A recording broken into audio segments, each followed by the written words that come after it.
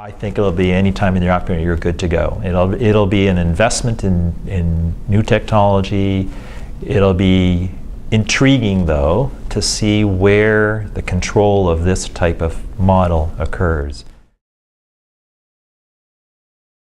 Obviously, the manufacturers would lose an awful lot of money if the model I described came to fruition, right? Because then they're getting cut out of producing all the product, all right? And so, in a socialized healthcare system like Canada, like if I went to the Canadian government and said, this is how many millions of dollars you spend every year buying the surgical equipment I use from these companies, if you'll give me 1/10 of that to open up a production unit in the hospital, we can then produce all that stuff for this cost.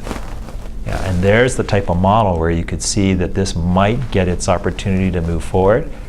The flip of that will be is how hard the manufacturers put constraints on something like that moving forward.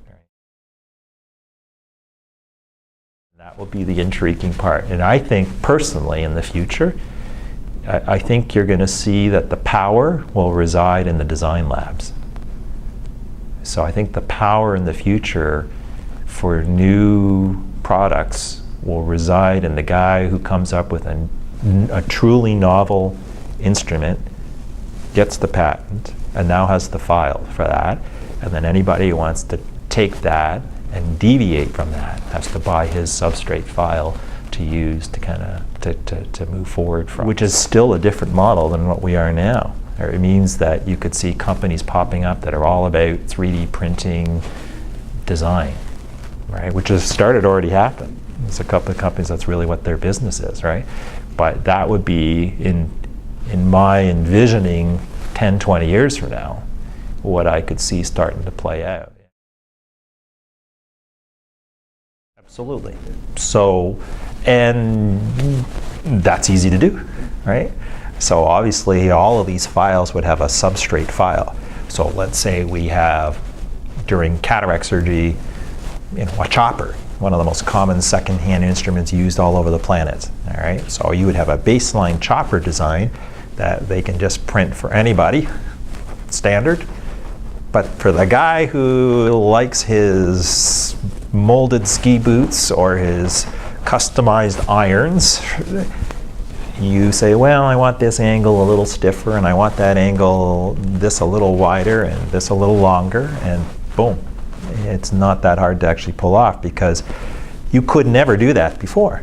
Before 3D printers, the individual surgeon couldn't go to a company and say, I want you to make me this thing, a little longer, a little wider, etc., because it was a molding process that just wouldn't translate for an individual. Right?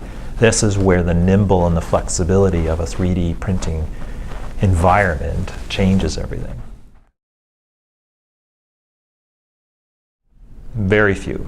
So I think robotic retina surgery, we've played around like the Da Vinci system that entered the neurosurgical world. There's been a couple people around the world in the retina domain that have explored its potential in retina surgery. At the end of the day, most of the critics or the criticism of those robotic techniques is that the latency in any robot system will never match the human hand. All right, and so the ability to stabilize a human eye, to react to movement. Most of our patients are awake, they're moving their head. The patient starts to move their head and I'm holding a forceps over that retina. You need to be able to respond extremely quickly to that movement. A robot will respond, but probably not before the tip of that forceps in the retina. All right, so I think robotic surgery is an exciting concept, but it still hasn't quite matured enough that really there's no uptake in the general retina community. I think they are. I think they will. And I think that right now this is absolutely will be the first iteration.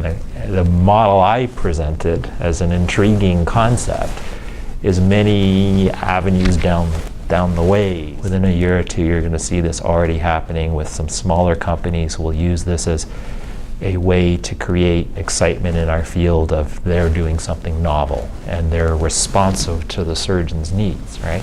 So it's a very easy business model and marketing model to offer surgeons this opportunity. But once that process shifts, then the question is how do they then control it? The only way it can get controlled is if the production process is too complicated for the average guy to do.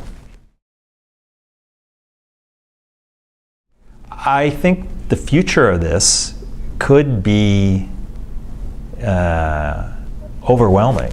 So theoretically, almost everything I get shipped from a manufacturer should be able to be produced with a 3D printer in the next 10 years.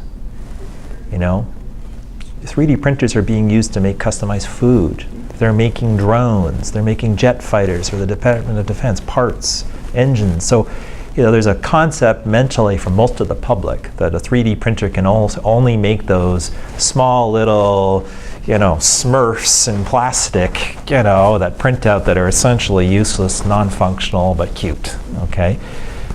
But it's very much not true. And I think that's the part that most of the general population doesn't quite perceive yet, that 3D printings and their capabilities are, the potential is overwhelming.